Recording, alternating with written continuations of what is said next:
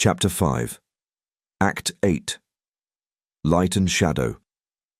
As we lay naked on the sand, enveloped by the warmth of the sun and the gentle song of the waterfall, I turned toward Kiniku.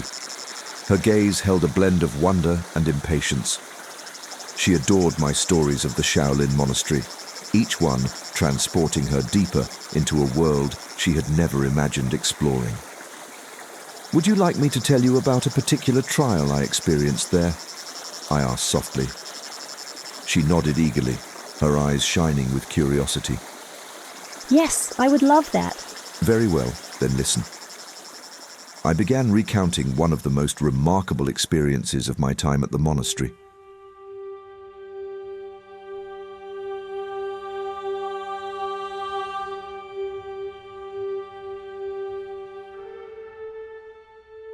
I was invited to participate in the advanced shuriken practice, but this trial was nothing like you might imagine. It began in a room we called the Hall of 1,000 Lights. It was filled with candles, exactly 1,000, arranged all around the room. Some were new, others half-burnt, but all of them had to remain lit. My task was to meditate at the center of the room, contemplating the 1,000 flickering flames.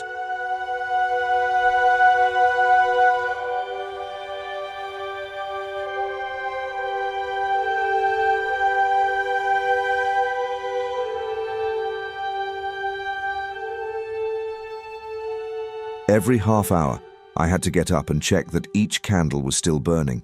If any went out, I had to replace it immediately, ensuring the sea of light remained unbroken.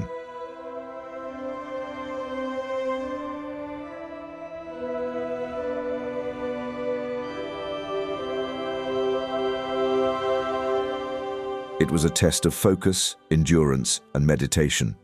For 24 hours, I had to maintain this balance between contemplation and action. No rest, no sleep. Just me, the 1,000 lights, and the soft whisper of melting wax.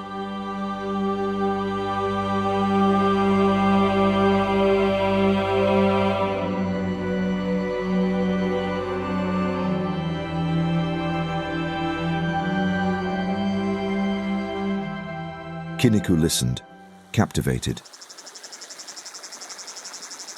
"But why? What was the purpose of this trial?" She asked. "Patience, constant attention, and above all, the ability to maintain inner balance in the face of an apparently endless task. The light symbolized the clarity of mind I needed to cultivate. Once the 24 hours were over, I was allowed to leave the hall. I was led to another room where a new challenge awaited. This time, it was about demonstrating flexibility and precision. I began with advanced stretching exercises, side splits, front splits, and lying completely forward in a front split. These movements were the foundation for what was to come. Then, they handed me 10 shurikens. The walls of the room were adorned with at least 50 targets, each hung at different heights or angles. A small bell attached to each target rang randomly. My challenge was to react instantly to the sound of the bell and throw a shuriken with absolute precision.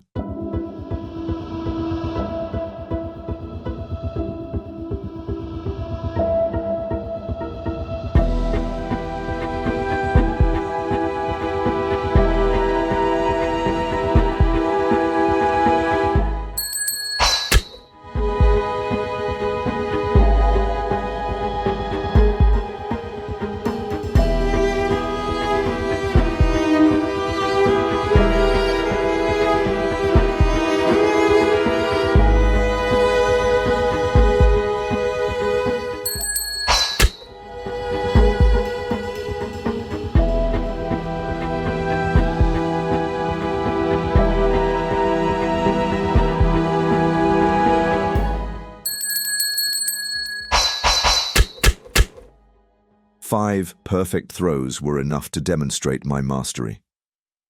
But just as I thought I was finished, Mike, my mentor, told me this was only the first step. To access the advanced shuriken practice, I had to ascend half a flight of stairs, on my hands. Imagine a flight of steps, and me, inverted, progressing solely through the strength of my arms and shoulders. I had spent months training for this, doing handstand push-ups against a wall to build the necessary strength. With 5 shurikens still strapped to my belt, I climbed slowly, step by step, each movement requiring immense effort. Ah! Ah! Ah! Halfway up, my arms trembled, but I couldn't give up. Ah! Ah! Ah! Ah!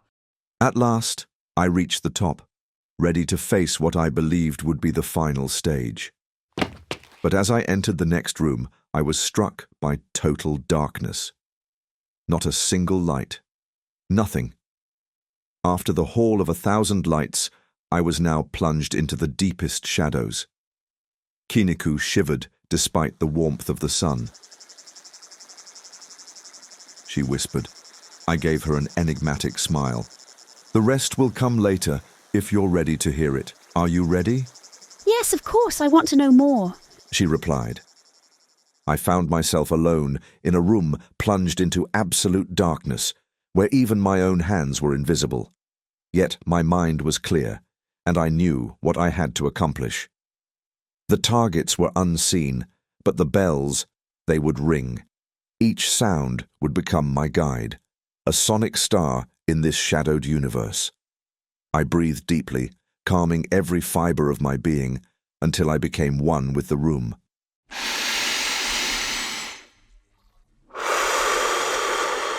When the first bell chimed to my right, I threw the shuriken with unwavering precision. A sharp sound confirmed that my blade had struck its target. The second bell rang, higher this time, and my arm followed the sound like a wave. Every movement became a natural extension of my will. In this total darkness, I no longer needed my eyes. I had transcended vision to reach a far more subtle perception. When the final bell sounded, an almost sacred silence descended. I knew I had succeeded. Suddenly, a calm and profound voice emerged from the darkness. Sit down and listen. I gently lowered myself to the ground, my senses still heightened.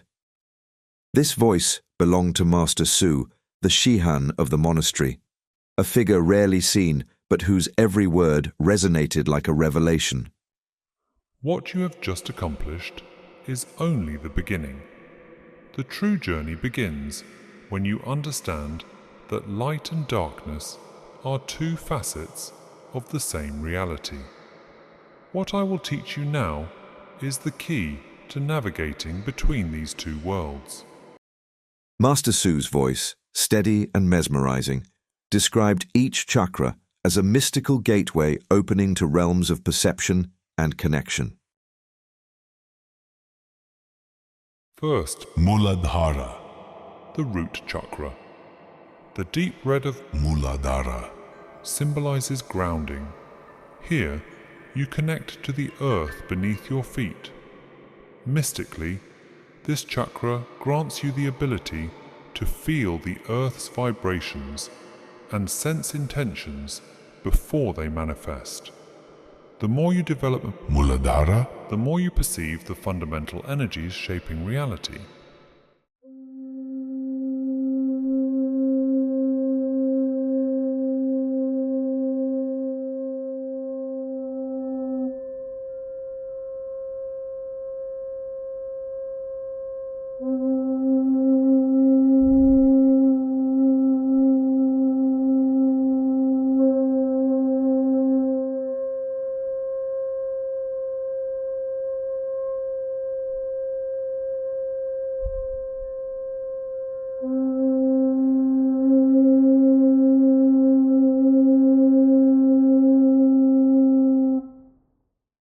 Second, Svadhisthana, the sacral chakra. Orange like a gentle flame, Svadhisthana is the seat of creativity and emotion. When you master this chakra, you can feel a person's emotions without them speaking. you become capable of transforming raw energies into subtle actions, like an artist sculpting the invisible. The only real way to control this chakra perfectly is with a deep discipline of honor, dignity, and chivalry spirit. When people are developing this chakra without these qualities, they will become completely crazy, and this craziness will be unlimited, and eventually it will lead to self-destruction. With honor and dignity, this creativity will become a strong weapon, like the lightsaber of a Jedi.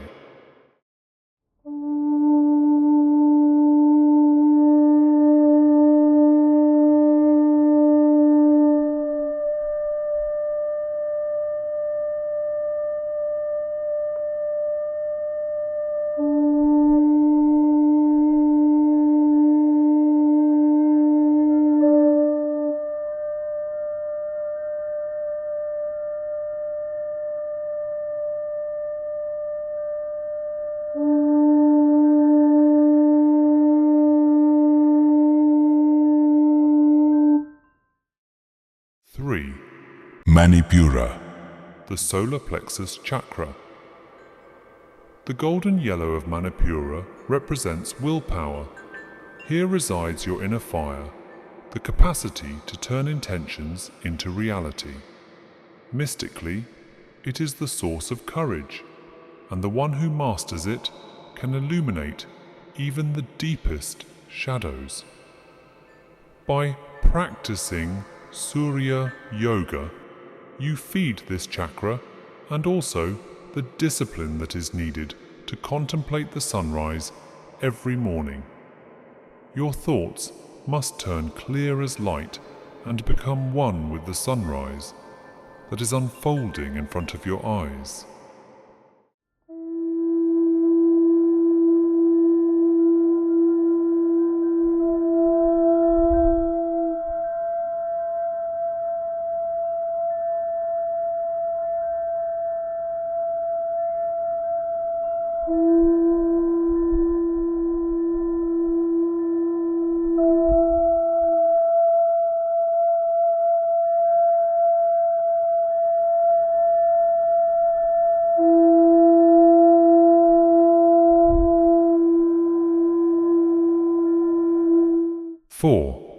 Anahata. The heart chakra. Emerald green, Anahata, is the bridge between the physical and spiritual worlds. This chakra opens the door to unconditional love. Mystically, it allows you to feel unity with all that exists. A person aligned with Anahata becomes a natural guide for lost souls. Pay attention that, in classical martial arts, people develop the first 3 chakras, and, as they are unable to open the doors of love, there is a blockage that creates, very often, a cancer in the lungs. Let this fantastic energy pass through the door of love to free your superior chakras and lead you to enlightenment.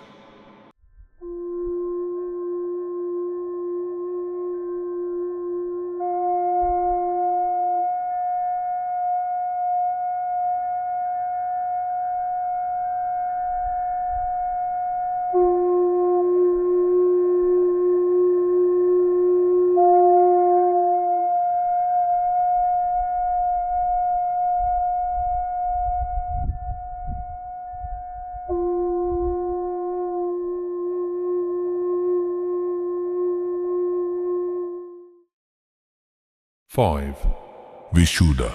The throat chakra. Azure blue, Vishuddha is the voice of truth. Those who awaken it can speak with a clarity that transcends words. This chakra is also the gateway to hearing the subtle sounds of the universe, like whispers from another plane. That is why we call it also the third ear. But to be able to use this chakra of truth, you must be able to take position and to refuse the darkness. You hear the subtle and you express it. Unify in this chakra the love of Anahata and the wisdom of Ajna to express the truth through the Vishuddha. Connecting the chakra of Vishuddha and the ears forms an equilateral triangle. When we connect Ajna with the two eyes, we obtain an equilateral triangle, and the three chakras together, Anahata, Vishuddha, and Ajna, form the superior divine triangle of love, wisdom, and truth that will give origin to the three manifested qualities of goodness, justice, and power of freedom. The last one, the power of freedom, allows you to accomplish everything you have to accomplish in your human incarnation.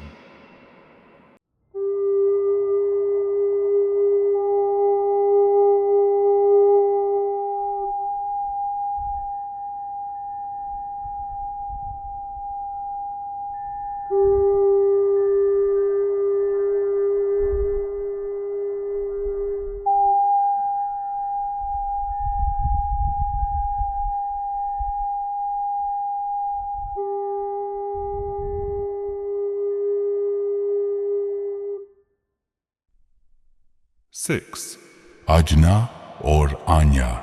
the third eye chakra. Deep indigo or violet, Ajna unlocks the power of inner vision. Mystically, it grants access to parallel dimensions, allowing you to see what escapes the human eye. Those who awaken Ajna see not only the present, but echoes of the past and potentialities of the future. By seeing the invisible, we can act on everything that the others are only bearing, while we can act on what we perceive, pushing away bad inspirations, low astral entities, so that your Vishuddha, highly protected, can hear only the real divine voice. Anya or Ajna is highly protected by Sahasrara, so that between the pure light and the truth, Ajna is only a door to the divinity.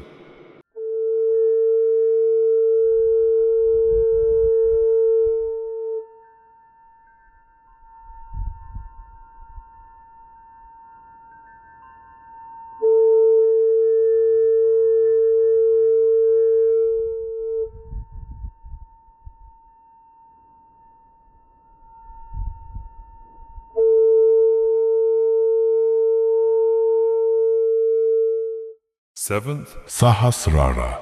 the crown chakra. Radiant white, Sahasrara is the gateway to infinity. Here, one connects to the divine and feels the cosmic light. Those who fully awaken it become one with the universe, transcending duality.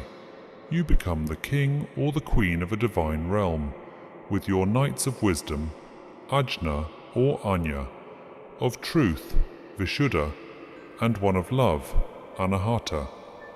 You give to the three of them missions to protect the realm, and Ajna, the Knight of Wisdom, will take his horse, Manipura. Vishuddha, the Knight of Truth, will take his horse, Svadhisthana. The Knight of Love, Anahata, will take his horse, Muladhara. The Trinity manifested within you and expressed through you will make you the being that manifests the light on this planet.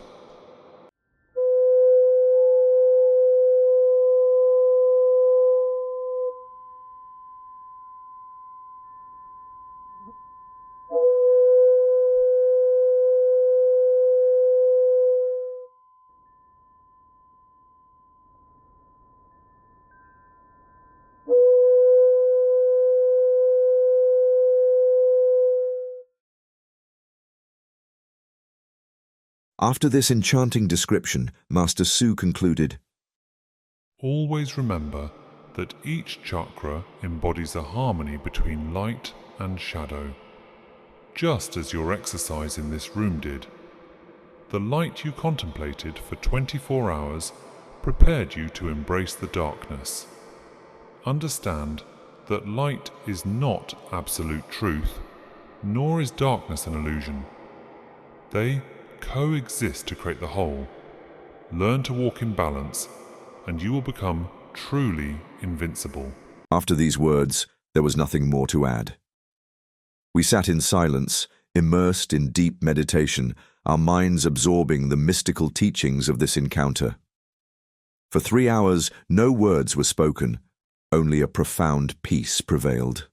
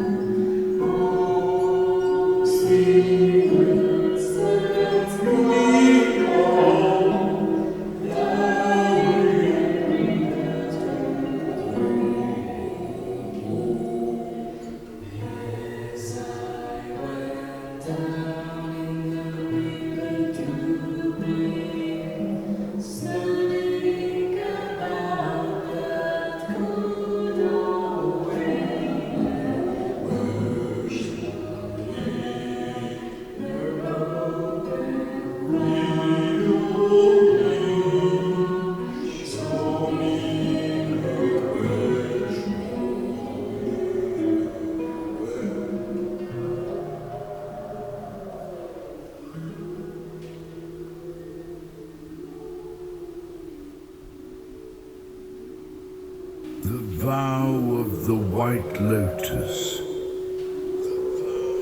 where the rose bled the lotus blooms. I vow,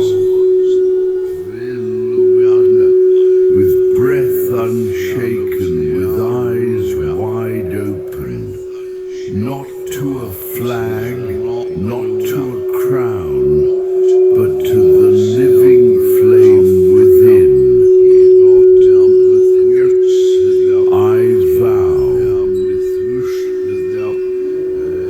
as Sophie did, with the whisper that shook empires, as Hans did, with truth sharper than blades, where they stood with death before them, I stand with their memory behind me. I do not kneel before the world.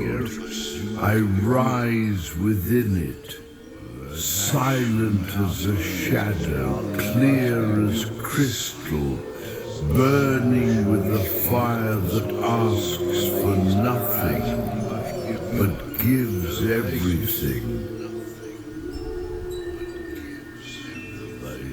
I vow to walk the unseen path, to speak when silence is poison, to be strong where others fold, and soft where others harden. Let my body be trained, my mind unclouded, my heart untamed. Let me not seek comfort but meaning, not followers but brothers and sisters. I will not sell truth. I will not wear masks. I will not protect lies. I choose clarity over confusion, honor over gain, love over fear, dignity over compromise.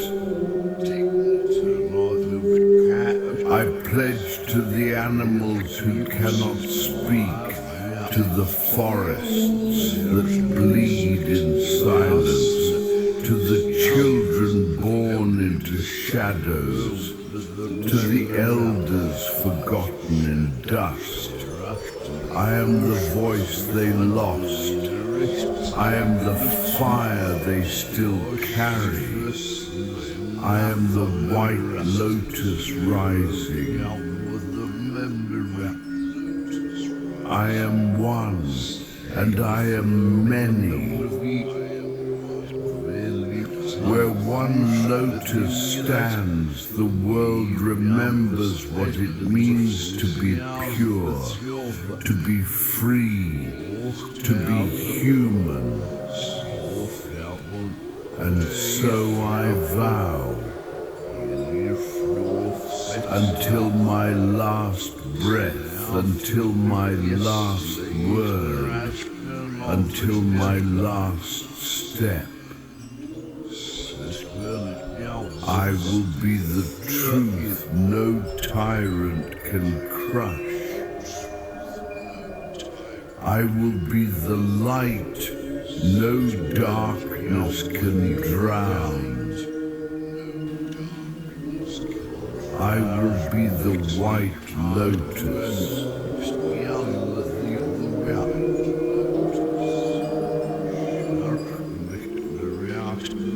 The oath of the white lotus.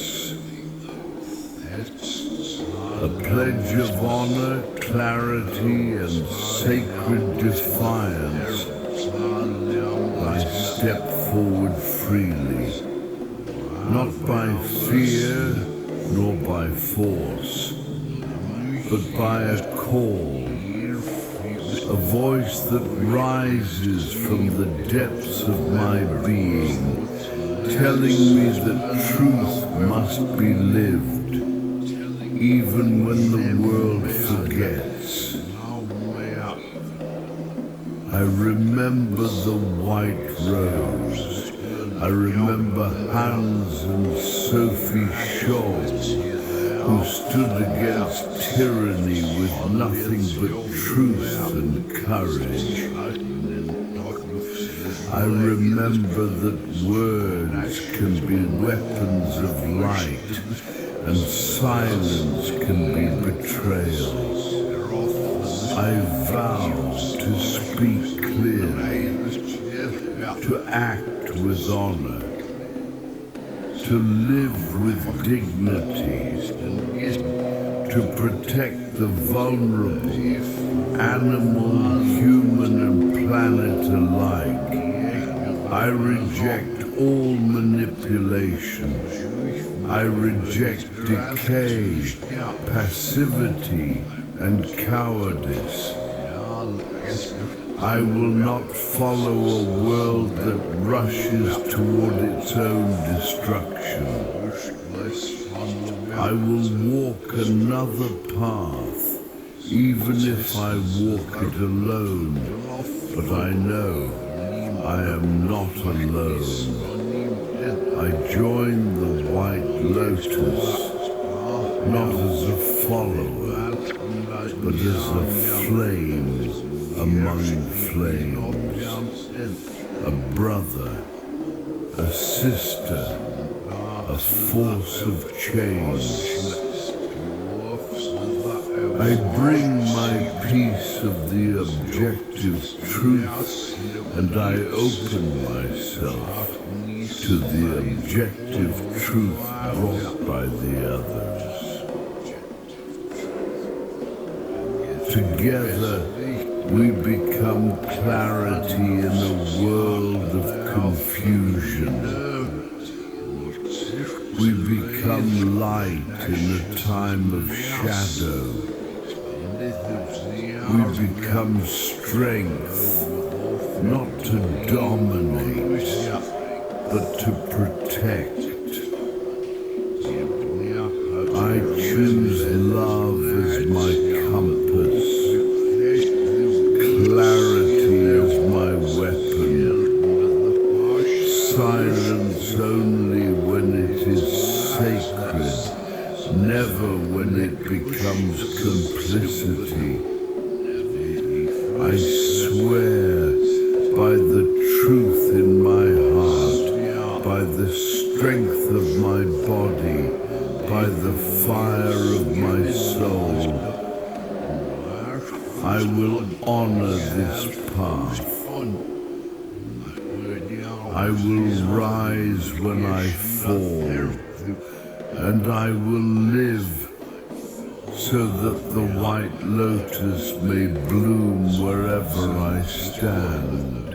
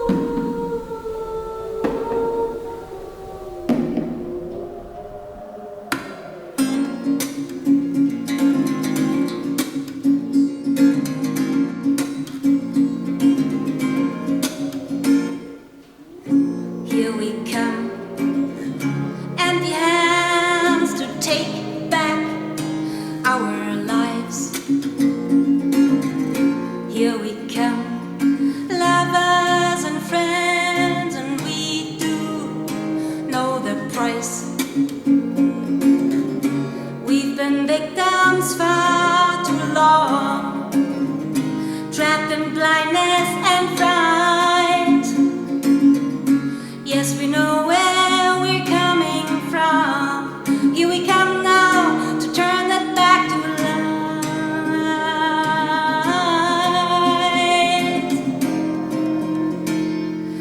We will be standing by your side until the harm is undone.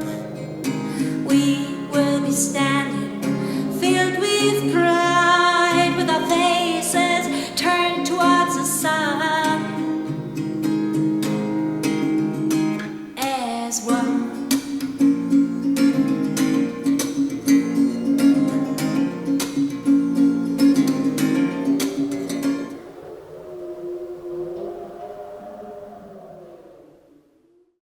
As my story came to an end, I noticed Kiniku shivering slightly. The temperature had dropped without my realizing it, so engrossed was I in my memories and the depth of my narrative. I too began to feel the biting cold of twilight setting in. "It's time to get dressed," I said softly. She nodded silently and moved closer to me. Kiniku handed me my clothes with a delicate gesture, but as she did, her hand brushed against mine. For a moment, she didn't move, her gaze locked on mine, intense, deep, almost magnetic. For a suspended moment, I thought she might cross a boundary, that she might kiss me. Her eyes seemed filled with an emotion I couldn't decipher. Troubled, I finally looked away and quickly began dressing. She did the same, but I could feel a palpable tension in the air, a mix of closeness and restraint that shook me to my core. We began the climb back to the car along a narrow path bordered by dense vegetation. The silence was broken only by the crunch of leaves beneath our steps and the whisper of wind playing through the branches. As the path widened, Kiniku moved closer and, to my surprise, slipped her hand into mine. Her grip was firm, almost passionate, yet imbued with a tenderness that disarmed me. I walked beside her, troubled and unsure of how to react. This simple yet emotionally charged gesture plunged me into a sea of conflicting feelings. Intense joy mingled with deep perplexity.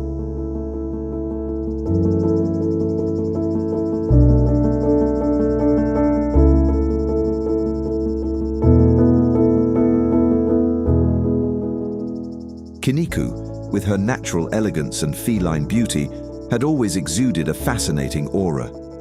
But this gesture seemed to break an invisible barrier, the one that separated us as student and teacher, as two people bound by rules and unspoken prohibitions.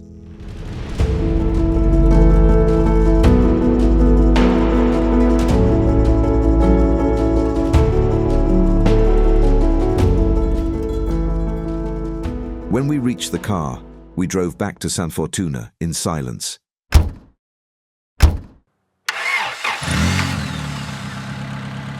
But it wasn't an empty silence. It was heavy, with everything left unsaid.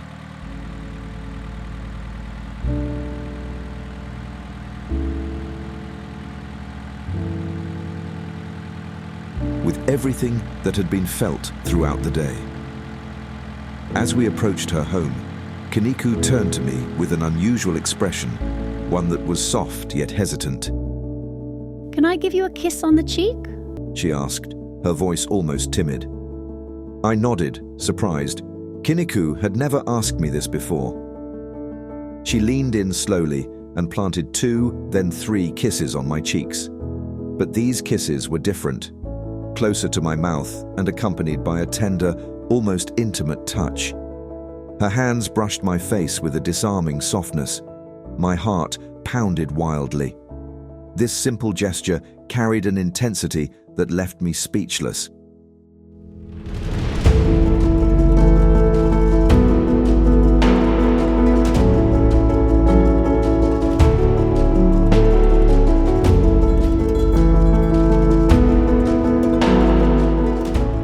Part of me wanted to prolong the moment, but another part knew we were walking a tightrope, where any closer connection was forbidden by circumstance, our student-teacher relationship, her orientation, and my own situation with Fabienne. I watched her step out of the car.